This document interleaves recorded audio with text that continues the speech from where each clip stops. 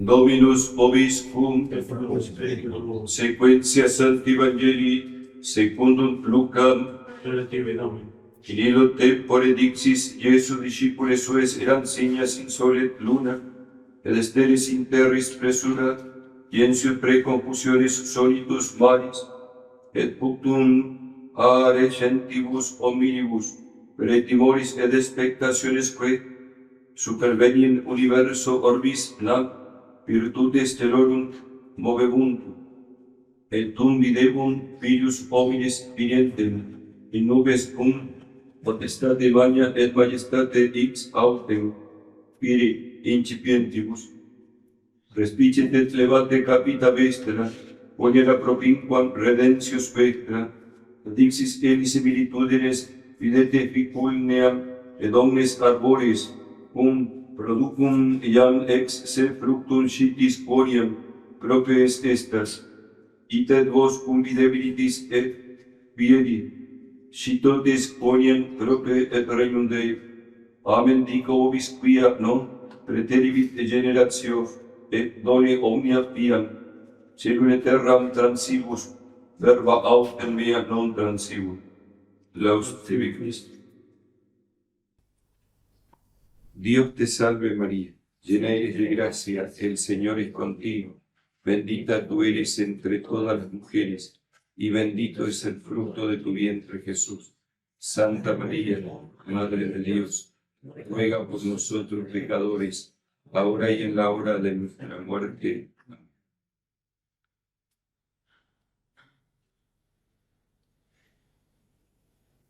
Hemos comenzado con toda la Iglesia Católica el año, y nos hace reflexionar sobre el tiempo, porque Dios nos ha creado y nos ha puesto en el tiempo. Si bien nos dirigimos hacia la eternidad, pero ahora estamos en el tiempo.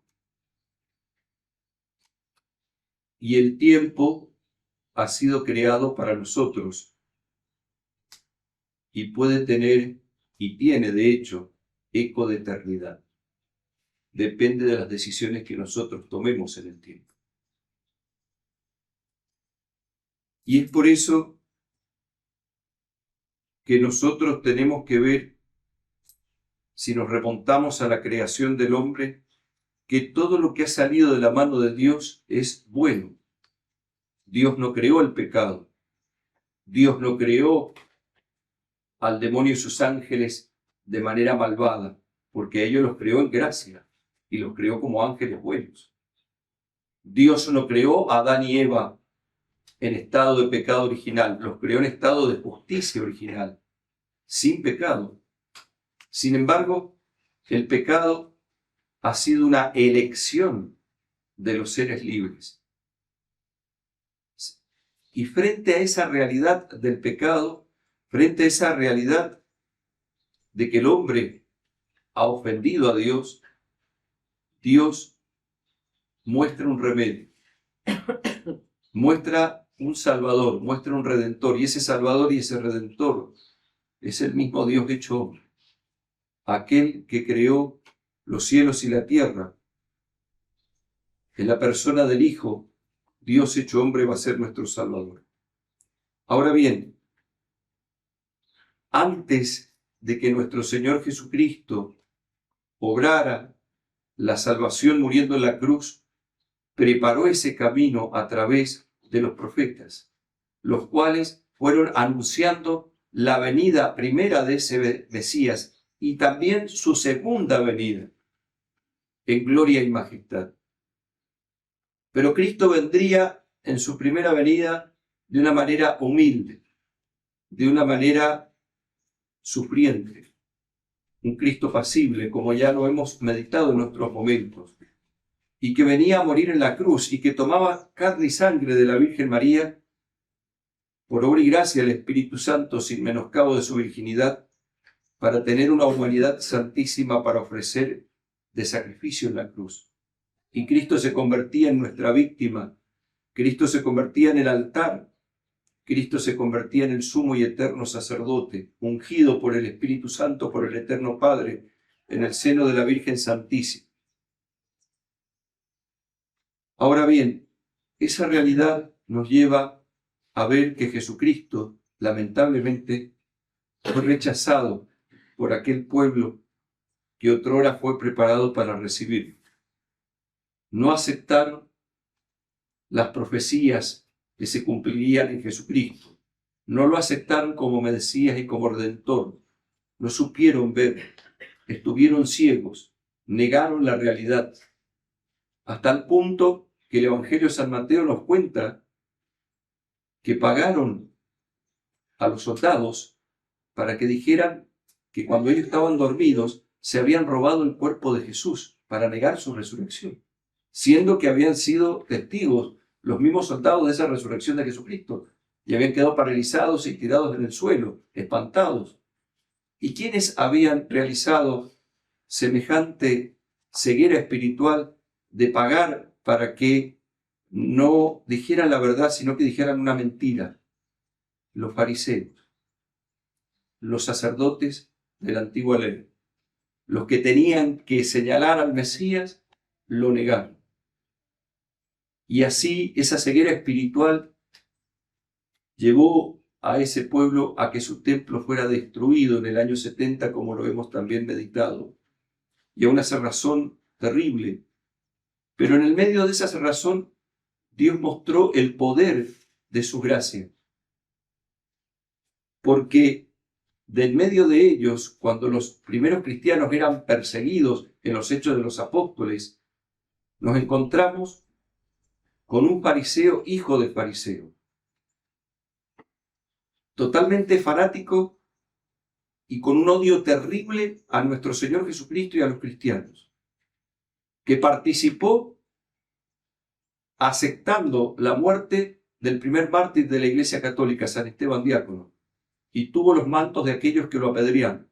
Me refiero a Saulo de Tarso, que por el poder de la gracia se convertirá en San Pablo, apóstol.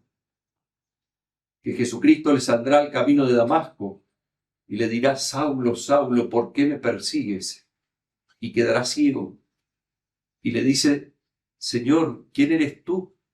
Yo soy Jesús de Nazaret, a quien tú persigues. ¿Y por qué le dice a quien tú persigues? Porque persigue al cuerpo místico de Cristo, persigue a Cristo, persigue a la iglesia.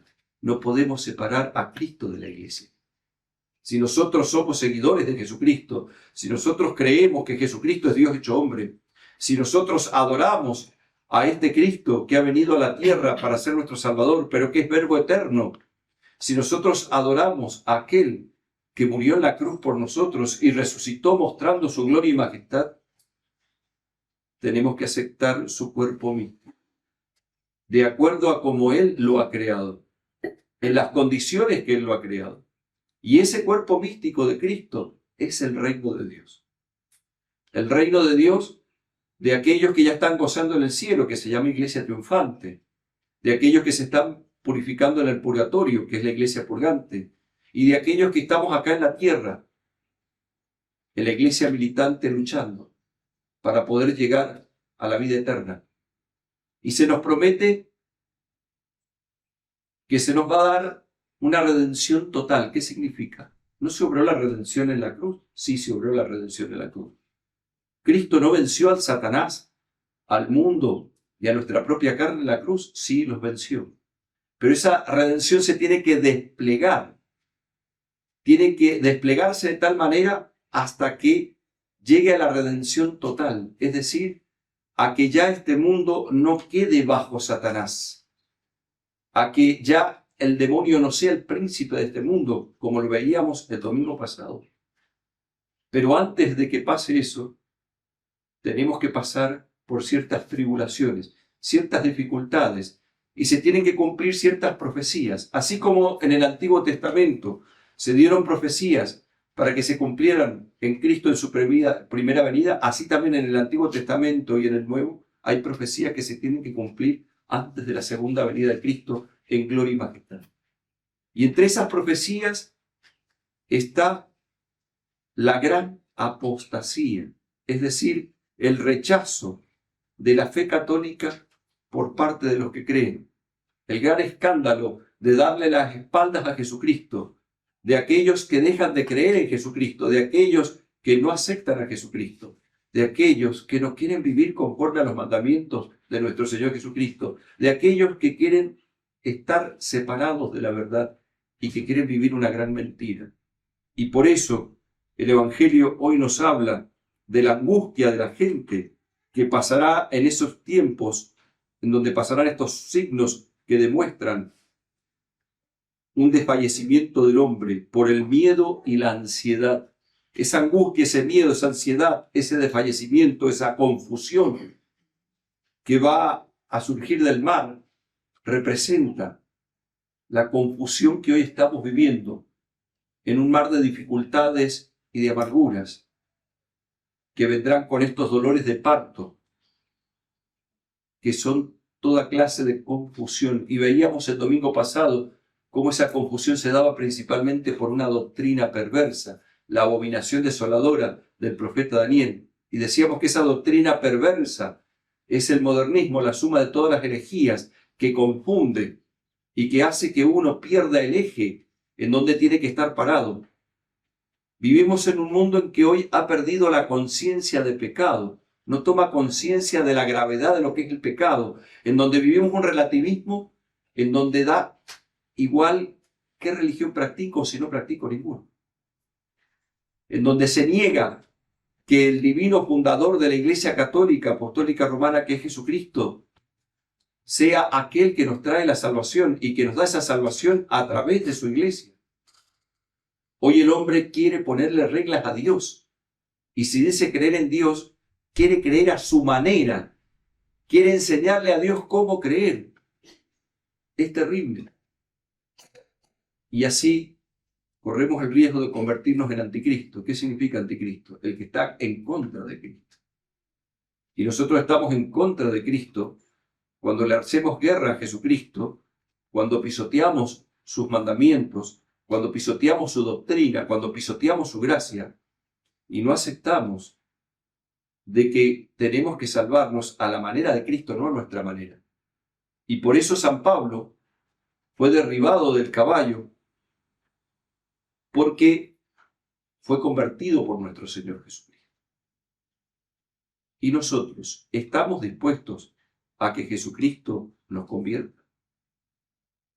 Por eso que se decía en la lectura de hoy, en la epístola de hoy, hoy se hablaba justamente de despertarnos de un sueño y de que está cerca nuestra salvación, abrazando la fe. Ahora bien, si nosotros le damos las espaldas a Jesucristo y no nos queremos convertir de corazón y no creemos en la vida eterna, les estamos dando las espaldas y estamos permaneciendo en las tinieblas y no en la luz. Muchas veces las tinieblas son engañosas y se visten de luz cuando no lo son, porque dice la segunda carta a los Corintios que el demonio se viste de ángel de luz y nos trata de engañar. Y trata de que nosotros tengamos en nuestro corazón falsos dioses. ¿Cuántas veces, queridos hermanos, una criatura ocupa el lugar de Dios? Cuando nosotros dejamos que nuestros problemas, que nuestras dificultades, que nuestras tentaciones, que nuestras miserias, que nuestras debilidades tomen el lugar de Dios y no le damos el lugar que le corresponde a Dios en nuestra vida, que es el primer lugar,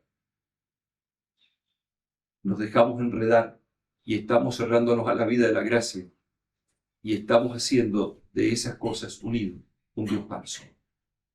Frente a esa realidad, nosotros tenemos que volvernos hacia nuestro Señor Jesucristo y decirle que creemos que Él es nuestro Salvador y que queremos que Él sea dueño de nuestra vida con su gracia. Ahora, se nos dice en el Evangelio que tenemos que alzar nuestra cabeza cuando sucedan estas cosas, porque se acerca vuestra liberación, vuestra redención, vuestra salvación. Es decir, que cuando veamos todos estos signos de la apostasía, cuando veamos estos signos de que la mayoría de la gente está perdiendo la fe, cuando veamos todo este desorden que inclusive climático hay, en donde Dios nuestro Señor lo permite como un gemido de la naturaleza oprimida por el pecado. El mismo San Pablo dice, la naturaleza gime esperando la liberación de nuestro cuerpo, esperando la redención de nuestro cuerpo, esperando que sea separado el trigo de la cizaña. Por eso decía Santa Teresa de Jesús que en este mundo estamos en una mala noche, en una mala posada. Estamos de paso acá. Y el hombre moderno quiere instalarse en este mundo como si tuviera la eternidad. Y no le importa a costa de lo que sea, no quiere morir. No quiere salir de este mundo. No espera la segunda venida de nuestro Señor Jesucristo. Le están dando las espaldas. Pero Jesucristo vendrá como un ladrón. Ya sea que nos sorprenda inmediatamente después de la muerte, ya sea que venga a juzgar a vivos y a muertos cuando venga en su segunda venida, como dice acá en el Evangelio, que vendrá sobre las nubes como un rayo. Pero, queridos hermanos, se nos habla también que no pasará esta generación antes que se cumplan estas cosas. ¿A qué se refiere con esta generación? Con esta generación se refiere a la sinagoga de Satanás, que nos habla el libro del Apocalipsis. Es decir, aquellos que negando la luz quieren vivir en las tinieblas pero disfrazados de religión. La hipocresía, la soberbia, disfrazada de verdad, la doctrina perversa, el fariseísmo, que llevó a querer negar el cumplimiento de las Escrituras en Jesucristo y a querer matarlo en la cruz, porque no toleraban de que se cumpliera en él el designio del Eterno Padre según el plan divino y no según el plan de ellos. Jesucristo molesta. Y hoy está pasando lo mismo. Jesucristo molesta. Molesta su doctrina, molesta su moral, molesta su verdadera iglesia. Quieren darnos una iglesia católica que ya no es católica. Quieren darnos un papa que no es papa. Quieren darnos una doctrina que no es doctrina. Están pasando cosas muy perversas.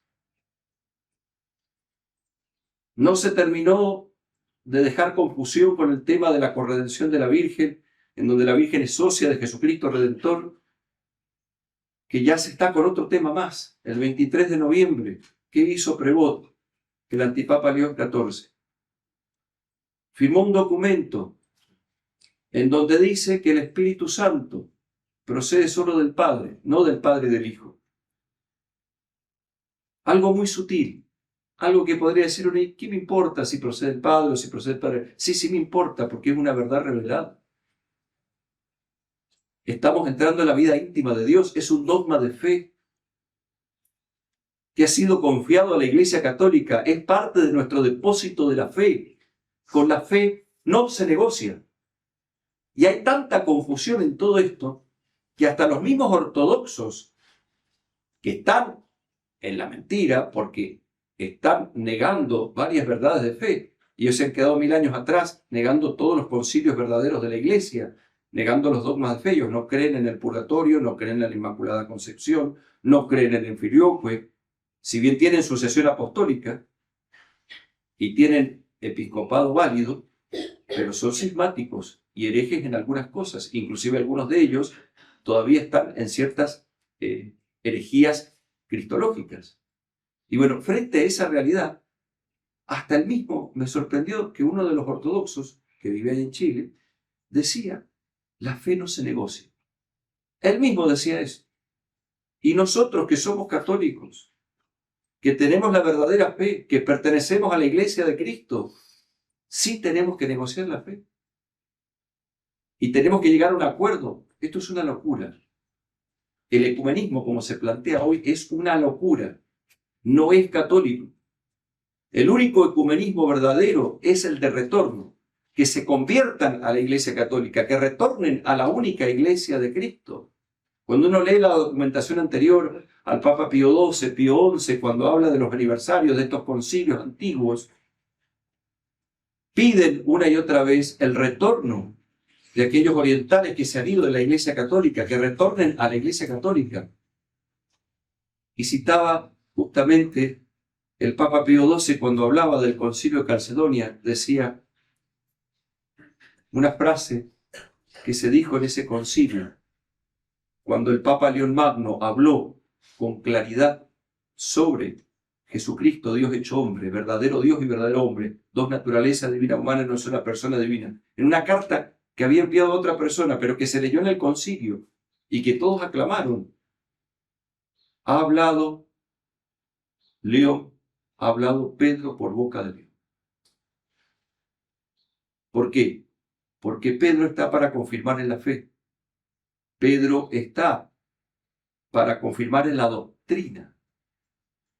Pedro está para ser el guardián del depósito de la fe. Y si Pedro no es el guardián del depósito de la fe, entonces no es el verdadero Pedro. Cristo es la roca de la iglesia. Y ha hecho participar al vicario de él, de ser roca, tanto cuanto esté unido a su doctrina. Por eso la bula Ex Apostolatum Officium de Papa Pablo IV no hace más que recoger aquello, enseñanza católica, de que no se puede separar el cargo jerárquico, no se puede separar la jerarquía de la doctrina, incluido el Papa. El Papa no es dueño de la iglesia. No es porque uno es Papa, es el mismo Cristo en persona, no. Es el representante de Cristo en la tierra. Es el vicario de Cristo. Es el sucesor de San Pedro. Y si no enseña la doctrina católica, entonces no es un verdadero Papa. Podrá tener muchos pecados personales, porque en la historia de la iglesia ha habido muchos papas muy pecadores. Pero el Papa no se puede dar el lujo de llevar a toda la cristiandad al error, a la herejía. Porque eso sería la abominación desoladora del profeta Daniel, que advierte, como les comenté la otra vez, el mismo Papa Pablo IV advierte de esto, para que esto no se cumpla, dice, es que realizamos esta bula Ex Apostolatum Officium, en donde al ir unido a algo de institución divina, como es el papado, lo que se dice ahí en sustancia no puede ser cambiado porque pertenece también al depósito de la fe. E inclusive el Papa dice ahí, definimos, declaramos a perpetuidad. Cuando se dice la palabra definimos, quiere decir expresamente que el Papa está diciendo que eso es la perpetuidad y que no solo es legislativo, sino que es doctrinal. ¿Por qué? Porque las leyes de la Iglesia se basan en la doctrina. No puede haber una ley de la Iglesia por arriba de la doctrina católica. Y todas estas cosas tan básicas que estoy diciendo, hoy la gente no la ve y no le interesa. No le interesa. Porque ha perdido la fe. Porque se ha perdido la mirada a la vida eterna. Por eso, esta generación perversa, sinagoga de Satanás, si no se convierte, podemos perder la vida eterna para siempre. Y nosotros también podemos correr el riesgo de perder la fe si no nos mantenemos firmes en la fe. Y por eso, la Virgen Santísima que nos ha dado el Santo Rosario, recemos el Rosario diariamente. Aferrémonos al rezo del Santo Rosario. Aferrémonos al rezo de los 7 dolores de la Santísima Virgen. Aferrémonos a la devoción a la Virgen. ¿Por qué? Porque mientras más nos aferremos a la Virgen, más nos vamos a aferrar a Jesucristo.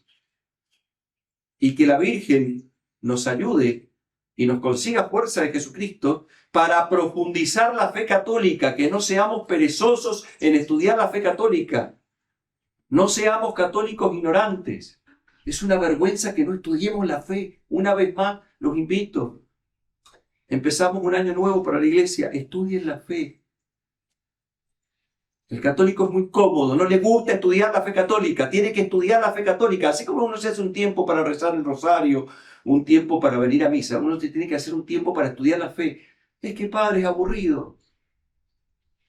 Si no estudias la fe católica y no profundizas lo que crees, corres el riesgo de caer en mucha confusión. Entonces tienes una obligación moral, de acuerdo a tu capacidad, de estudiar la fe. Y si no estudias la fe a propósito, cometes un pecado grave. Porque te expones a perder la fe, al peligro de perder la fe. Cuando nosotros somos bautizados, se nos entrega una vela encendida en el cirio de Pascua. Y esa vela es frágil, se puede apagar. así también la fe se puede perder si nosotros no la cuidamos. Es cierto que hay que rezar, es cierto que hay que hacer sacrificios, es cierto que hay que cuidar la gracia, pero es cierto también que no podemos creer en lo que no conocemos. Y mucha gente, por no profundizar la fe, le da lo mismo cualquier cosa. Ustedes como católicos, ¿saben el valor de la misa? ¿Saben qué es la misa? ¿Saben qué es la renovación del sacrificio de Cristo en la cruz? Que acá Cristo baja en persona con su cuerpo, sangre, alma y divinidad y que renueva su sacrificio. Que el mismo sacrificio del Calvario se hace presente acá, nada más que de una manera incruenta, sin morir, sin sufrir como en la cruz. ¿Creen esto? ¿Creen en la transustanciación que se transforma el pan y el vino en su cuerpo y en su sangre? La misma liturgia antigua está llena de signos de esto. El sacerdote cuando consagra, ¿cómo pone los dedos? Así, porque cree que en cada partícula está Cristo. Yo me acuerdo de un audio que me hicieron escuchar de un falso obispo modernista de San Rafael Tausi. Lo digo con nombre y todo porque esto fue público. Que le decía a otro sacerdote modernista que estaba defendiendo este tema de las partículas: ¿vos te creés que Jesús va a estar en un polvito blanco? Esa persona no cree en la transustanciación. No es católico. Entonces, si no es católico, ¿cómo va a ejercer de obispo católico? Ni siquiera está consagrado por el rito correcto. Pero más allá del rito, tampoco tiene la fe católica. Y en el caso del Papa, el ser Papa no es un sacramento, es un ministerio petrino. No es como el sacramento del orden que no se pierde, se puede perder. O si soy hereje y no pertenezco a la Iglesia Católica, yo no puedo recibir esa designación. Porque la primera cualidad que tiene que tener alguien que es elegido Papa es ser católico, porque no puede regir una iglesia en la cual no es miembro. Es algo lógico, es algo básico. Y hoy la gente no lo ve, es todo sentimiento.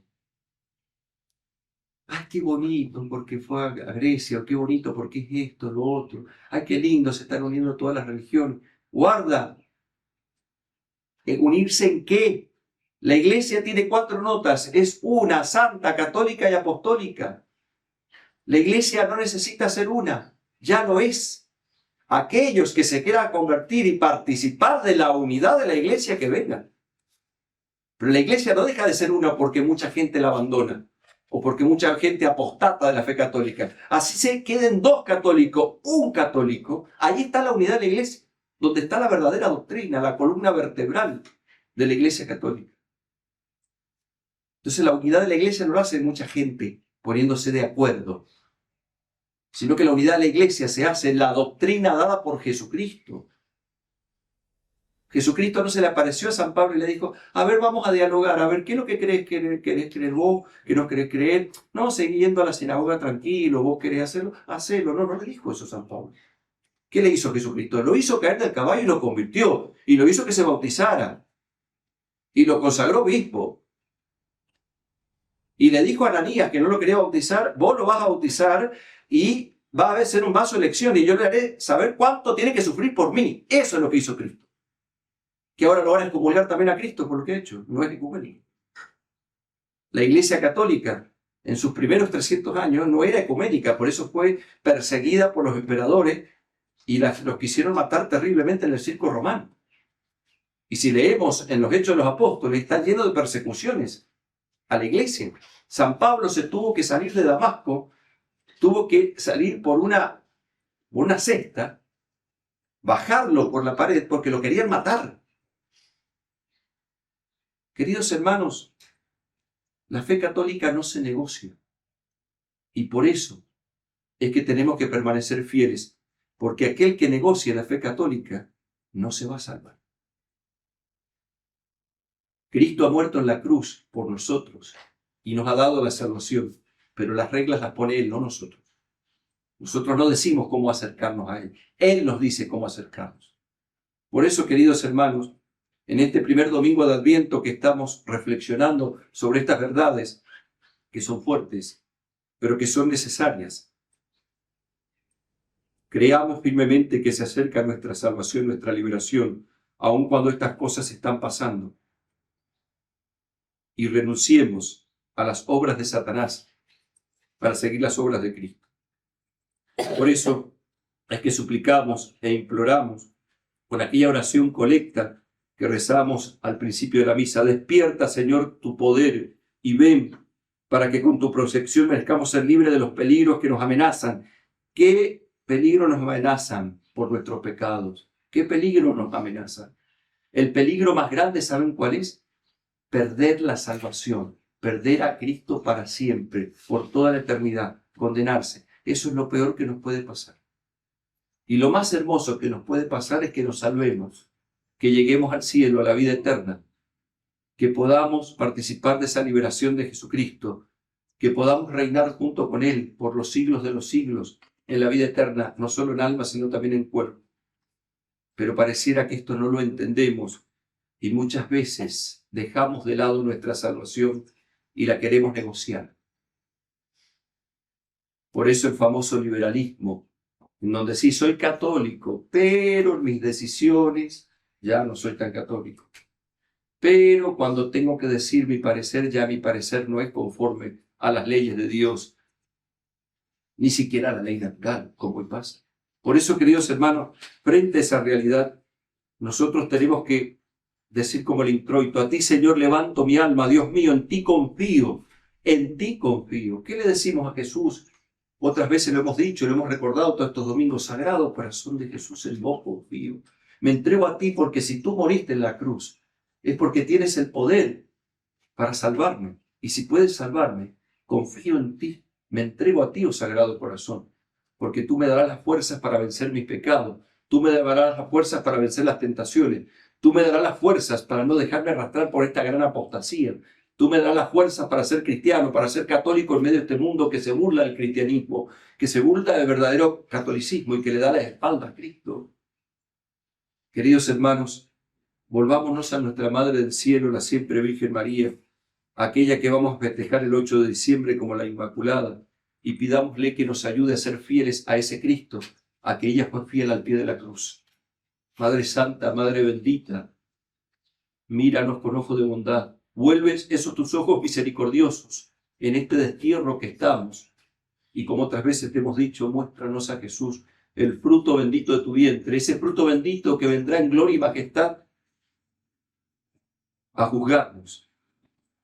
Ese fruto bendito de tu vientre que murió en la cruz por nosotros, ese fruto bendito de tu vientre que fundó una iglesia, que fundó su cuerpo místico, ese fruto bendito de tu vientre que nos da el ser partícipes de su reino, de su cuerpo místico que es la iglesia. Madre Santa, ayúdanos a valorar la gracia, ayúdanos a valorar la fe católica, ayúdanos a valorar la salvación que vale la sangre de Cristo. Valemos la sangre de Cristo. Y gracias a que la sangre de Cristo fue derramada en la cruz, tienes la posibilidad de la salvación, de la vida eterna, de la felicidad perfecta, de ver a Dios cara a cara. Pero como otras veces lo hemos dicho, quien te creó sin ti, no te salvará así. Y así, como ha habido esta conversión milagrosa de San Pablo, y también hay otras conversiones milagrosas que uno puede contar, como por ejemplo la de aquel judío de Ratisbona, que se convirtió por la medalla milagrosa, que no creía ni en Cristo, ni en la Virgen, ni era católico. Tenía un hermano que se había hecho sacerdote, pero lo rechazaba totalmente. Él no era cristiano, no era católico, y se puso por compromiso nomás la medalla milagrosa. ¿Y qué hizo la Virgen? Lo convirtió con el poder de Cristo. Lo hizo entrar en una iglesia, se le apareció, cayó de rodillas y le infundió la fe católica en su cabeza y creyó, se bautizó y se hizo sacerdote. Esas son gracias extraordinarias de Dios que muestran su poder, que muestran aquello que dice la Escritura: si yo quiero, de las piedras puedo hacer surgir hijos de Abraham. Dios tiene poder para convertirnos y Dios tiene poder para acabar en un instante con toda esta apostasía que está pasando. Dios tiene poder para acabar de una vez por todas con todo esto y darnos un Papa católico si Él lo quiere, pero por ahora no lo quiere. Y mientras no lo quiera, tenemos que sufrir con paciencia. Y tenemos que ser fieles a la fe católica. Y tenemos que creer en la vida eterna. Y tenemos que ofrecer nuestros sufrimientos, sabiendo que esos sufrimientos son nada comparados con la gloria futura. Si nosotros hemos cometido un solo pecado mortal, mereceríamos el infierno. Y sin embargo, Dios nos promete y nos da su gracia, su perdón cuando nos confesamos sinceramente. Nos lavamos con su sangre, nos arrepentimos, queremos cambiar de vida, queremos enmendarnos, queremos corregirnos, queremos reparar. Y sin embargo, ¿cuántos desechan ese perdón de los pecados? Porque no le encuentran sentido, porque no ven la gravedad del pecado, no ven la hermosura de la gracia, no creen en la vida eterna. Queridos hermanos, Jesucristo mismo nos advierte, cuando venga el Hijo del Hombre, ¿encontrará fe sobre la tierra? La caridad de muchos se enfriará. Y eso está pasando literalmente. Se está perdiendo la fe y el amor a Dios y al prójimo se está perdiendo. La gente no le interesa absolutamente nada. Con tal de pasarla bien, con tal de tener cosas materiales, es dispuesto a cualquier cosa. Eso es lo que se está viviendo hoy. Y tú, como cristiano, como católico, como creyente en la vida eterna, como creyente en la segunda venida de Jesucristo, como aquel que cree que Jesucristo vendrá a juzgar a los vivos y a los muertos, como aquel que cree en el cielo, en el purgatorio y en el infierno, como aquel que cree en la salvación de Cristo, ¿cómo obras? ¿Qué eliges? ¿Qué haces? ¿Qué decisiones tomas? ¿Qué lugar ocupa Jesucristo en tu vida?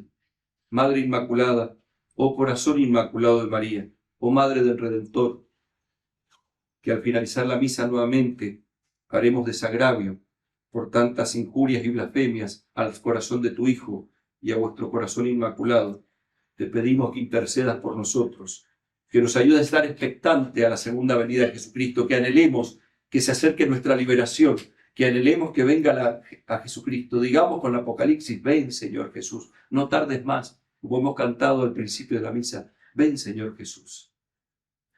Ven y ayúdanos, porque necesitamos tu socorro.